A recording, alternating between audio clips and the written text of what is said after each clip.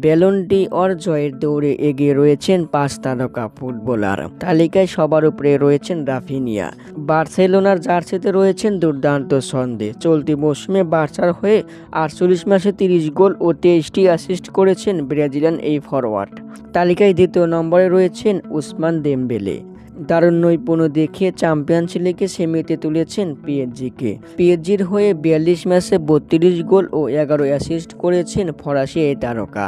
তালিকায় তৃতীয় নম্বরে রয়েছেন লামিন ইয়ামাল। তার পায়ের জাদুতেই রীতিমতো ফুল ফোটাতে পারেন স্প্যানিশ এই তারকা। বার্সার হয়ে 46 ম্যাচে করেছেন 36 গোল। তবে ব্যালন ডি'অর জিততে ইয়ামালকে লড়তে হবে তারই সতীর্থ রাফিনিয়ার সঙ্গে। তালিকায় 4 নম্বরে রয়েছেন বার্সার আরেক তারকা রবার্ট লেভানডোভস্কি। 48 ম্যাচে 40 গোল ও 3 অ্যাসিস্ট করলেও রাফিনিয়া ও ইয়ামালের সঙ্গেই লড়তে হবে এই তারকাকে। তালিকায় 5ম নম্বরে রয়েছেন আর্জেন্টাইন তারকা লাউতারো মার্টিনেজ। উয়েফা চ্যাম্পিয়ন্স লিগে ইন্টার মিলানকে তুলেছেন সেমিতে।